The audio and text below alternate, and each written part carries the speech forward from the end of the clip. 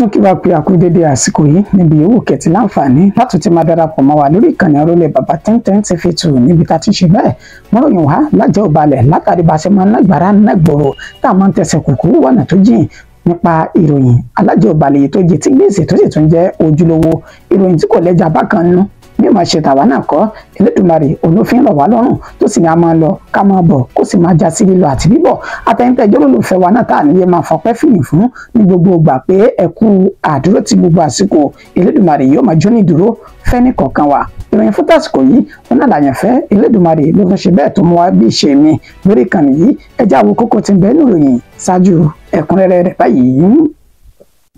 Ẹgbẹ́ òṣèlú PDP kò bá jáwé olúborí bó bá jẹ́ pé Òkòwakọ ni wọ́n lò gẹ́gẹ́ bí igbákejì Àtíkù tí wọ́n jọ díje ni àṣìṣe ńlá ló jẹ́ fún wọn o Abba Moro ló sọ èyí di mímọ̀. Peter Obi kò nílò àtìlẹ́yìn ẹgbẹ́ òṣèlú PDP àbí àkójọpọ̀ pẹ̀lú Àtíkù Abubakar ṣáájú kó tó ṣe bẹ́ẹ̀ jáwé olúborí nínú ètò ìdìbò ọdún 2027 ẹgbẹ́ òṣìṣẹ́ lórílẹ̀‐èdè Nàìjíríà náà sọ èyí di mímọ̀. Lórí ọ̀rọ̀ ẹjọ́ Natasha àti Akpabio agbẹjọ́rò Akpabio ní kí Natasha kò sì bẹ́ẹ̀ pẹjọ́ tì kó sì tọrọ àforíjì lọ́wọ́ Godwin Akpabio náà. Àjọ EFCC ti ti àwọn afurasí ọmọ yahoo tí kò dín ní 30 wọ́n ti tì wọ́n mọ́lé báyìí lẹ́yìn tọ́wọ́ ikọ̀ ọmọ ogun ilẹ̀ yìí tó tẹ̀ wọ́n ní ìpínlẹ̀ Edo ní iléèwé tí wọ́n ti ń kọ́ àwọn èèyàn wọ́n sì ń ṣe jìbìtì orí ayélujára. Ìpínlẹ̀ Edo òun náà ni mo sì wà ìjọba ìpínlẹ̀ náà ti da ilé àwọn ajínigbé tí wọ́n ń lò láti fi ṣe ìpànìyàn wọ́n ti dáwó ní ìpínlẹ̀ ọ̀hún. Ìròyìn eléyìí ló tún ṣe bẹ́ẹ̀ tó ga jù ní ìpínlẹ̀ Edo náà ló tún ti wáyé o àwọn agbébọn ya wọ ilé ìwòsàn wọ́n ṣekú pa dókítà kan lẹ́nu iṣẹ́ làwọn òṣìṣẹ́ tó kù náà bá ṣe ìwọ́de láti wá ìdájọ́ òdodo lórí dókítà tán ṣekú pa. Nígbẹ̀yìngbẹ̀yìn ikọ̀ ọmọ ogun ilẹ̀ yìí ti dóòlà àwọn ènìyàn tí wọ́n jí gbé ní ìpínlẹ̀ Katsina. Ìròyìn náà rèé lẹ́kùnrẹ́rẹ́ báyìí. Ẹgbẹ́ òṣèlú PDP kò bá jáwé olúborí bó bá jẹ́ pé Òkòwakọ ni wọ́n lò láti díje pẹ̀lú Àtíkù Abubakar nínú ètò ìdìbò ọdún 2023 àṣìṣe ńlá gbà òun ni wọ́n ṣe o Abba Moro ló sọ èyí di mímọ̀. Sẹ́nitọ̀ tó ń sojú gúúsù ìpínlẹ̀ Benue Abba Moro ó ṣàlàyé ọ̀rọ̀ lójúmọ́ máwòrán Channel lánàá òde yìí níbi tó ti ṣe ní àlàyé wípé Òkòwà ń sọ̀rọ̀ wípé òun gíga àbámọ̀jẹ ló ní ṣe ni wọ́n lo òun tó náà sì fara òun kalẹ̀ gẹ́gẹ́ bí ẹni tó ṣe igbákejì fún Alhaji Àtíkù Abubakar lẹ́ni tó jẹ́ olùdíje sí ipò ààrẹ nínú ẹgbẹ́ òṣèlú PDP lọ́dún 2023 Òkòwà ló sọ èyí di mímọ̀ lọ́jọ́ ajé Monday lásìkò tí wọ́n darapọ̀ mẹ́gbẹ́ òṣèlú APC ní ọjọ́ náà lọ́hùn-ún nígbà tí ẹni tó wá jẹ́ sẹ́nitọ̀ ọ̀hún Abba Moro tí ó máa fèsì padà lójúmọ́ máwòrán Channel ó máa ṣe ní àlàyé wípé Òkòwà ò lójútì bẹ́ẹ̀ ni kò ní ẹ̀rí ọkàn bíi tí wù kó máa ó ní lẹ́ni tó yẹ kó jáde síta kó máa tọrọ àforíjì lọ́wọ́ ọmọ orílẹ̀-èdè Nàìjíríà àtẹgbẹ́ òṣèlú PDP níṣẹ́ ni wọ́n sọ wípé òun gẹ́ka àbámọ̀jẹ wípé òun díje pẹ̀lú Àtíkù Abubakar nígbà tó ń ṣe ní àlàyé wípé nígbà tí ẹni tó jẹ gómìnà tó wà ní ìpínlẹ̀ Delta tó sì tún ti fi gbà kan jẹ sẹ́nitọ̀ tẹ́lẹ̀ tí kò lè ṣe bẹ́ẹ̀ jà fitafita kí ẹgbẹ́ òṣèlú PDP kan fi jáwé olúborí nínú ètò ìdìbò tó wáyé lọ́dún 2023 ó látìgbà náà lára ti ń fún àwọn sí Òkòwà torí wípé kò ṣe akitiyan kankan èyí tó ń ṣe àfihàn wípé kò fi ẹ̀mí sí inú ẹgbẹ́ òṣèlú APC ọ̀rọ̀ orí ahọ́n òun ló sì ń sọ pẹ̀lú ìlérí orí ahọ́n nípa ẹgbẹ́ òṣèlú PDP nígbà náà lọ́hùn-ún wọ́n ní kò ní ìfẹ́ ẹgbẹ́ náà lọ́kàn àyà rẹ̀ bẹ́ẹ̀ ni kò ní ìfarajìn kàkà tí ó fi wá túbọ̀ àforíjìn níṣẹ́ ló tún ní òun gé ìka àbámọ̀jẹ ó ní bí kì í bá ṣe wípé àṣìṣe ńlá gbà ẹgbẹ́ òṣèlú PDP tí wọ́n ṣe kò yẹ kí wọ́n lo Òkòwà lẹ́ni tí yóò máa jẹ́ igbákejì olùdíje sípò ààrẹ nínú ẹgbẹ́ òṣèlú náà lọ́dún 2023 ó ní àṣìṣe yìí òun ló mú ìjákulẹ̀ lẹ́gbẹ́ òṣèlú PDP tí wọ́n fi ṣe bẹ́ẹ̀ jáwé olúborí nínú ètò ìdìbò ọ̀hún fídíò rẹ̀ ń bẹ níbí ní ṣe àfihàn rẹ̀ fún wa tí ó máa jẹ́ ẹ̀kúnrẹ́rẹ́ ìròyìn láti ọ̀dọ̀ Abba Moro. And so if he was walking away from the party, he could just conveniently walk away from the party without giving this excuse, nebulous excuse of he felt he regretted being on the. Was he forced? He wasn't forced. He was picked. He had the option of rejecting the nomination, but he took the nomination. Having said that, I think the most important thing now is that he has defected with his governor. Some of us think that the party would have won the election if other candidates other than Okowa had been picked as the vice presidential candidate from the south. So there was an error in judgment of Atiku Abubakar picking Okowa. That's what you think? Well, I think there is an error of judgment on the part of everybody that was involved in the choice of Okowa as the candidate. Because, I mean, come to think about it, how else will you characterize this scenario that a sitting governor, a former senator, a vice presidential candidate of the party,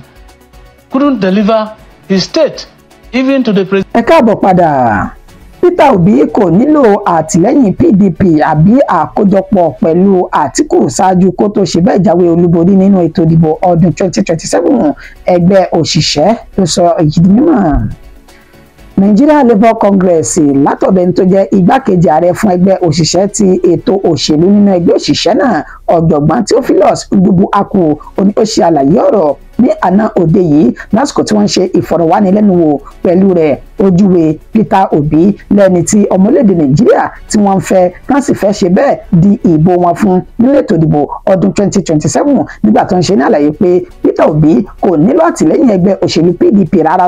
àbí àǹdà ẹgbẹ́ pọ̀ pẹ̀lú Atiku Abubakar àti Nasiru El-Rufai tó jẹ́ gómìnà tẹ́lẹ̀ ní ìpínlẹ̀ Kaduna ó ní níṣe ni Peter Obi ló dá dúró tó sì ṣe bẹ́ẹ̀ tó sì dáńtọ́ tó kájú òṣùwọ̀n láti na ààrẹ Bọ́lá Ahmed Tinubu nínú ìkúlù tó bá di ètò ìdìbò ọdún 2027 ó ní ẹjẹ́ àti ìbílẹ̀bẹ̀ ká fi mú ọ̀lẹ̀lẹ̀ jẹ ó ní ẹjẹ́ káwé ètò ìdìbò ọdún 2023 èyí tó wáyé lórílẹ̀‐èdè Nàìjíríà oníṣẹ́ ìgbàgbé ìtàn wípé Peter Obi ó mọ̀ ṣe bẹ́ẹ̀ fẹ̀yìn ààrẹ Bọ́lá Ahmed Tinubu ó fi janlẹ̀ ní ìpínlẹ̀ Èkó tó jẹ́ pé ibẹ̀ gan làárẹ̀ ti ṣe bẹ́ẹ̀ tó ti ní ẹsẹ̀ ńlẹ̀ jùlọ ó ní èyí tó ń túmọ̀ sí pé Peter Obi làwọn ará ìlú orílẹ̀-èdè Nàìjíríà tí wọ́n ń ṣe bẹ́ẹ̀ tán fẹ́ wọ́n sì fi gbàgbọ́ wọn sínú rẹ̀ pé ó lè ṣe bẹ́ẹ̀ yọ àwọn kúrò nínú ìlà ìlò tẹ́gbẹ́ òṣèlú APC tó kó wọn sí yìí nígbà tó ń ṣe ní àrẹ pé tá a bá ṣe bẹ́ẹ̀ tá a tọpinpin tá a sì ṣe àmójútó àwọn àjọ elétò ìdìbò táwọn náà sì fi tọmọlúàbí tí wọ́n sì ṣiṣẹ́ wọn bí iṣẹ́ láì ní màgòmágó tá a fi ṣiṣẹ́ ètò ìdìbò ọdún 2027 kò sí tó ní kí Peter Obi kó mọ̀ jáwé olúborí bẹ́ẹ̀ ni Peter Obi kò nílò à ń padà sínú ẹgbẹ́ òṣèlú PDP kó tó ṣe bẹ́ẹ̀ jáwé olúborí torí pé àfihàn rẹ̀ ó ń sọ òdodo pé ó ń gan làwọn ọmọ orílẹ̀-èdè Nàìjíríà ò ní wọ́n fẹ́ ó ní bẹ́ẹ̀ ẹ̀rù tó tún ba àwọn ilẹ̀ àríwá ó ní pé tí Peter Obi tó bá ṣe bẹ́ẹ̀ tún jáwé olúborí ó dájú pé yóò lo ọdún 8 rẹ̀ gbáko èyí tó mú kí ẹ̀rù máa ba àwọn ilẹ̀ àríwá pé lẹ́yìn tí ààrẹ Bọ́lá Ahmed Tinubu tó bá lo ọdún 4 tán sóò ní àwọn míì wọ́n tún lo ọdún 8 tó jẹ́ pé gúúsù yìí náà ó ní gbogbo wọn náà ti wá ó lẹ́rù tí ń bà wọ́n rè o kò sì sí nǹkan kan torí pé Peter Obi lọ́mọ orílẹ̀-èdè Nàìjíríà ó ní wọ́n fẹ́ lópin ìgbà tí àjọ INEC náà bá ti ṣiṣẹ́ wọn bí iṣẹ́ kò sáà ní àní Peter Obi yóò jáwé olúborí. Lórí ọ̀rọ̀ ẹjọ́ Natasha àti Akpabio agbẹjọ́rò Akpabio ní kí Natasha Akpoti kó ṣe bẹ́ẹ̀ kó pẹjọ́ rẹ̀ tì kó sì tọrọ àforíjìn lọ́wọ́ Senate President náà. Ẹni tó jẹ́ ààrẹ fẹ́gbẹ́ NBA tẹ́lẹ̀ nínú Nigeria Bar Association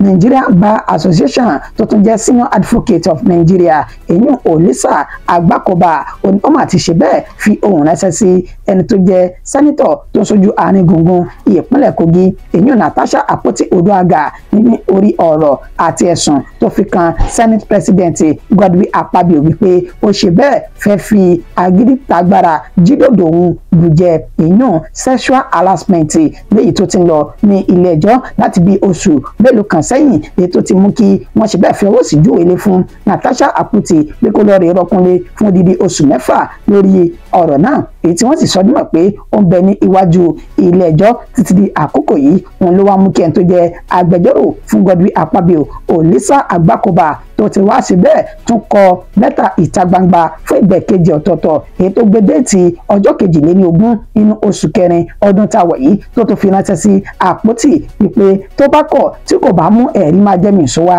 lórí ẹ̀sùn tó fi kan Godwin Akpabio wípé ó ṣe bẹ́ẹ̀ fẹ́ jí dòdò òun bùjẹ níṣe ni kó padà sí ilé ẹjọ́ kó sì lọ rè jámi nínú ẹjọ́ tó pè ọ̀hún lẹ́yìn tó bá ṣe bẹ́ẹ̀ tán ó ní níṣe ni kí ó wá ṣe bẹ́ẹ̀ bẹ̀bẹ̀ lọ́dọ̀ ẹni tó jẹ́ Senate President ọ̀hún Godwin Akpabio ó nítorí wípé ọ̀rọ̀ ilé ẹjọ́ kì í ṣe ọ̀rọ̀ orí òpó ayélujára tí Natasha Akpoti tó ti ń yọjú tó sì ti ń ṣe fùlẹ́ńgẹ ó ní tílé ẹjọ́ tí wọn yóò máa béèrè ni pé ẹ̀rí máa jẹ́ mìíṣódà lórí ẹ̀sùn tó fi kànìyàn yìí ó ní èyí tó sì ń túmọ̀ sí pé Natasha Akpoti kò ní ẹ̀rí kankan lọ́wọ́ lórí ọ̀rọ̀ náà tó ń fi ṣe wípé ó pa irọ́ mọ́ Akpabio ni ó ní fún ìdí èyí kó tètè já mi ní inú ẹjọ́ tó pè kó já mi nínú àpọ̀n tí ó yọ kó lọ rè dá mi lákàná kó sì tọrọ àforíjì fídíò tẹ̀ náà bẹ́ẹ̀ bí ẹ jẹ́ kí n ṣàfihàn rẹ̀. Social media is not where you, useful as it is for information, but unfortunately it's not where you actually justify information. So yes, I can see she's doing very well in social media, but that's not the court of law. In the court of law, the question would be not whether my client is a murderer, not whether my client is whatever he is. The question would be, on the day you wrote this petition, you mentioned that you were sexually harassed. Where's the proof? This matter can be absolutely resolved if she does two things.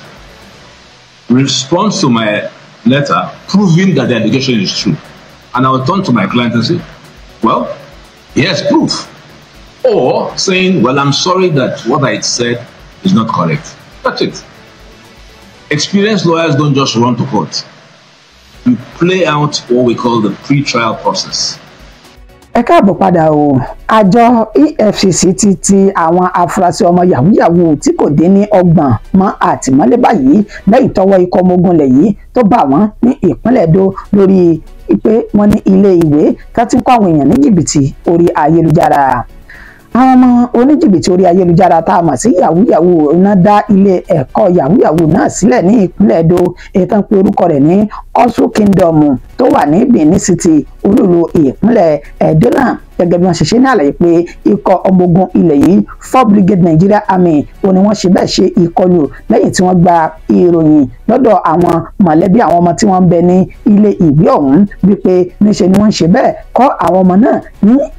ẹ̀kọ́ bí wọ́n ṣe lè máa lu jìbìtì lórí ayélujára èyí tán fi ṣe ìkọlù sí ilé ìwé ọ̀hún ní ọjọ́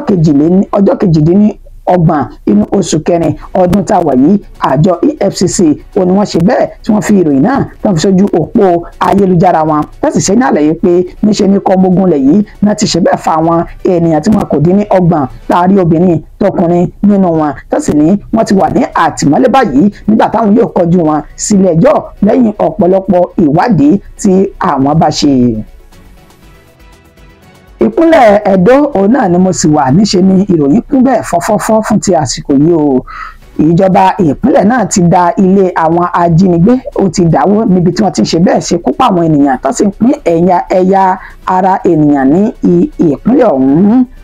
Gẹ́gẹ́ bí àlàyé tẹ̀ tó jẹ́ akọ̀wé fún gómìnà ní ìpínlẹ̀ Edo Fred Itua ètò ṣe ní àlàyé wípé lẹ́yìn ìwádìí tó ṣe àfihàn pé níṣe ní ọ̀daràn tí ó ṣekú pa arábìnrin kan ní inú ilé duplex tó wà ní ìpínlẹ̀ Edo ọ̀hún lólùlù ìpínlẹ̀ náà ti ń ṣe Benin City èyí tí wọ́n ti fi páńpẹ́ òfin gbé ọ̀daràn ọ̀hún ní ìpínlẹ̀ Èkó tó sì ní wọn yóò dá padà wá sí ìpínlẹ̀ Edo láti wá fi ojú winá òfin lórí ẹ̀sùn ìpànìyàn èyí tí wọ́n fi kàn án ó ní ilé náà ó ní wọ́n lò láti fi jí àwọn ènìyàn gbé tí wọ́n sì ń ṣe bẹ́ẹ̀ ṣekú pa ènìyàn nínú ilé ọ̀hún èyí tó ti ń pín ẹ̀yà ara ènìyàn fún àwọn ènìyàn tí wọ́n jẹ́ oníṣẹ́ láabi tó kù. Ẹni tó jẹ́ bàbá ọ̀daràn ọ̀hún ọmọ ọdún 28 ẹni tó jẹ́ bàbá rẹ̀ ó ṣe àlàyé fáwọn oníròyìn pé níṣe ni òun ti ń kíyèsí ọmọ òun pẹ̀lú ìwà líle tó ti máa ń wù láti ọjọ́ tó ti pẹ́ tó sì ti fi ọ̀rọ̀ náà tó àwọn agbófinró létí. Bẹ́ẹ̀ ló tún ṣe ní àlàyé pé òun ti mú lọ sí ibi tó ti ń ṣe bẹ́ẹ̀ ṣe ìtọ́jú àwọn tán ní àrùn ọpọlọ àti àwọn ènìyàn tí wọ́n lè tún làákè ènìyàn tí wọ́n lè tún rọ. Ó ní gbogbo ìgbìyànjú òun orí asán lásán ó ní ó ń já sí tó tó di wípé ìṣẹ̀lẹ̀ burúkú eléyìí ó wá ṣẹlẹ̀ ó náà ti fi ọ̀rọ̀ náà tó àwọn agbófinró létí tó sì ti fi òun sí àtìmọ́lé láti ìgbà náà kó tó di wípé wọ́n ní ọwọ́ ti ba ọmọ náà ní ìpínlẹ̀ Èkó. Ilé tí wọ́n dàwó yìí ó ní owó ìfẹ̀yìntì òun olóńtòjọ tó ń fi kọ́ ilé ọ̀hún, ṣùgbọ́n ìjọba ìpínlẹ̀ Ẹdó wọ́n ní àwọn kò ní fi àyè sílẹ̀ lópin ìgbà tí ẹ̀rí máa jẹ́mi ìṣó bá ti wà pé irú ilé bẹ́ẹ̀ wọ́n lò fún iṣẹ́ burúkú nínú ìjínigbé àti ìṣekúpa ènìyàn. Bẹ́ẹ̀ náà sọ bímọ pé àwọn ilé ìtura méjì kan ó ní wọ́n tó ti ṣe bẹ́ẹ̀ kẹfìn pé wọ́n wúru ìwà bẹ́ẹ̀. Fídíò tẹ̀ náà bẹ́ẹ̀bì ní ṣe àfihàn rẹ̀ fún wa báyìí. Somewhere GRA, a house that had been confirmed to have been used to commit a serious crime, where a lady was killed and her sensitive organs were harvested by the culprit who we are aware has been arrested and is coming to Edo to face the trial and face the crime, consequence of his crime that he has committed. And the building demolished was where it happened, owned by his father, who, as we know, has made some useful confessions as to what has happened. Beyond what has happened here, His Excellency has also insisted that more buildings will follow. Already some buildings within GRA, Eternal Hotel. So the buildings have been sealed and the investigation are not going as to what will happen. But what we know already is that these buildings have been used by court leaders to hold meetings where attacks that we have witnessed in the state in the last couple of days have been carried out. So that has been established, and the governor has made it clear that with the existing law already passed by his administration, that no stone will be left unturned. Anyone involved in any court-related activity by any form will face the full wrath of the law, and that is exactly what this is about.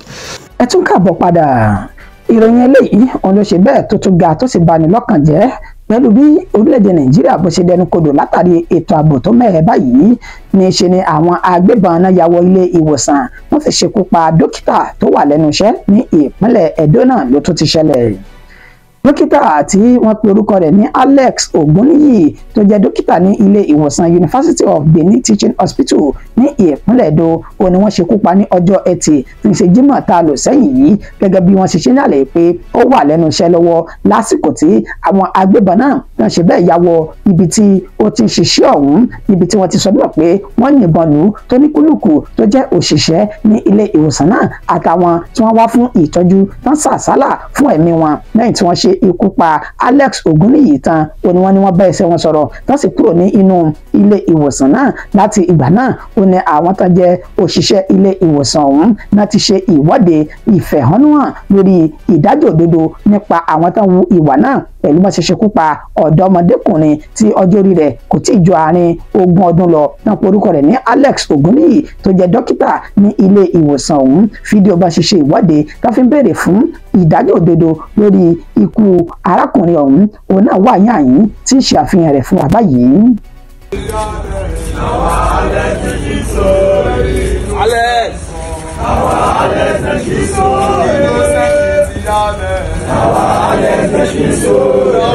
We don't get another one. Now Alex the kilo. Now Alex the paye. We don't get another one. Now Alex the diso. We don't get another one. Now Alex the diso. Now Alex the diso. Now Alex the diso. Ẹ káàbọ̀ padà. Ní ìparí, ikọ̀ ọmọ ogun ilẹ̀ yìí ti dóòlà ẹ̀mí àwọn ènìyàn tí wọ́n jí gbé ní ìpínlẹ̀ Katsina sílẹ̀. Ikọ̀ ọmọ ogun ilẹ̀ yìí tí orúkọ tí wọ́n jẹ́ Operation Fasanyama ní ìjọba ìbílẹ̀ Sabuwa ó ní wọ́n ti ṣe bẹ́ẹ̀ dóòlà ẹ̀mí àwọn ènìyàn tí wọn kò ní òǹkà báyìí èyí tí àwọn ajínigbé tó ti jí gbé sí àkàtà wọn láti bí ọjọ́ mélòó kan sẹ́yìn pẹ̀lú ìròyìn tó dé tí ìgbọ́ ikọ̀ àwọn ọmọ ogun ilẹ̀ yìí náà fi pa kìtìmọ́lẹ̀ ṣe ìkọlù sí ibùba àwọn oníṣẹ́ láabi ọ̀hún níbi tá ti ní àkọsílẹ̀ àwọn ènìyàn tí wọ́n lé ní 6 ó ní wọ́n ṣe bẹ́ẹ̀ tí wọ́n dóòlà wọn ní ọwọ́ àwọn oníṣẹ́ láabi ajínigbé ọ̀hún èyí tó ń ṣe àfihàn àṣeyọrí tuntun tí ikọ̀ ọmọ ogun Fasanyama tí wọ́n tún ṣe ní ìpínlẹ̀ Katsina. kì í dùn kó pọ̀ ṣókí òní ọbẹ̀ oge gbogbo mọ̀dẹ́mọ̀dẹ́ ẹ ṣáà má jẹ́ kí fìlà kọjá ìpéǹpéjú ìròyìn wa kò jù báyìí lọ fún ti àsìkò yìí ó ní ẹ ṣé ọlọ́bẹ̀ ẹ ṣé ẹ̀yin tẹ́ bá mi jẹ́ ẹ kú àìbínú ṣáájú kí n tó wá máa ṣe bẹ́ẹ̀ sẹ́nu mi ní dédé síbí fún tàsìkò yìí ẹja rántí wípé ìwọ́de mega rally fún ilẹ̀ káàárọ̀ oòjíire ó ti ń kanlẹ̀kùn gbàgbàgbà báyìí ká ṣera wa ó ṣoṣo ọwọ́ ká sì ní àdìsọ́kàn wípé ilẹ̀ káàárọ̀ oòjíire yìí dandan ni túláàsì fún wa láti gbà á kúrò lọ́wọ́ àwọn amúnisìn àti tán jẹ gàba lé ilẹ̀ Yorùbá tán jẹ́ lé lórí.